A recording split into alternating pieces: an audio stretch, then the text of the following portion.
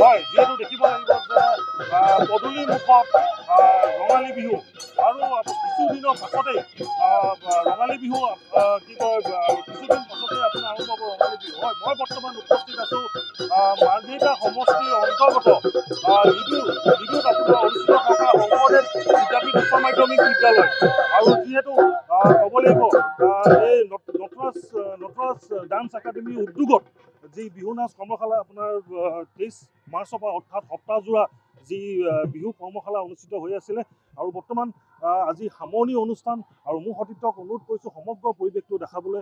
ইয়াত লিডুৰ পৰা ধৰি মাৰ্ঘেৰিটা লিডুৰ বিশিষ্ট ব্যক্তিসকল ইয়াত বৰ্তমান উপস্থিত আছে আৰু ইয়াত ক'ব লাগিব যে ইয়াত আৰু এটা কথা স্পষ্টভাৱে ক'ব লাগিব যে ইয়াত সত্ৰাধিক কণ শিশুৱে ইয়াত প্ৰশিক্ষণ ল'লে, আজি সপ্তাহজোৰা প্ৰশিক্ষণ ল'লে। মোৰ সমগ্ৰ পৰিৱেশটো মোৰ সতীৰ্থই দেখাবলৈ চেষ্টা কৰিছে আৰু স্পষ্টভাৱে ক'ব লাগিব যে 2015 চনত নিউজ লাইফৰ যি বিহুৰাণী আছিলে প্ৰিয়ংকা সিংহ হাজৰিকা, তেওঁৰ প্ৰশিক্ষণত তেওঁৰ নৃত্যত আজি এই কণ শিশুসকলে ইয়াত প্ৰশিক্ষণ গ্ৰহণ কৰি আজি সপ্তাহজোৰা প্ৰশিক্ষণ গ্ৰহণ কৰিলে।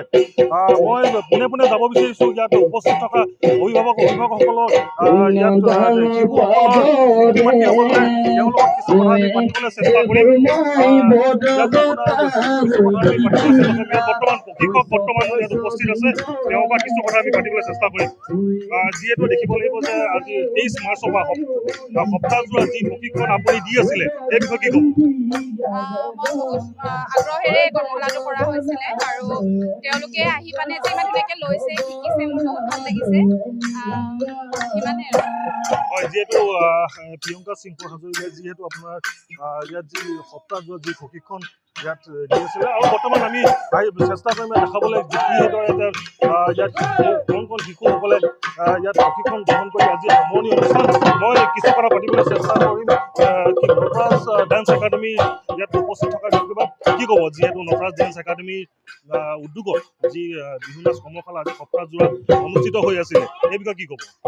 আমি খুব সৰু পদক্ষেপ এটা লৈছিলোঁ আৰু জনাবলৈ পাই খুবেই সুখী হৈছোঁ যে আমাৰ ওচৰে পাজৰে ঠাইৰ পৰা বাচ্চাখিনি আগবাঢ়ি আহিছে, তাহাঁতি শিকিব চেষ্টা কৰিছে আৰু এইটোৱে আশা কৰিম তাহাঁতি যাতে এই শিক্ষাটো লৈ যতন কৰক আৰু আমাৰ অসমৰ কালচাৰটোক আগবাঢ়ি লৈ যাওক। ধন্যবাদ। হয়, ধন্যবাদ জনাইছোঁ।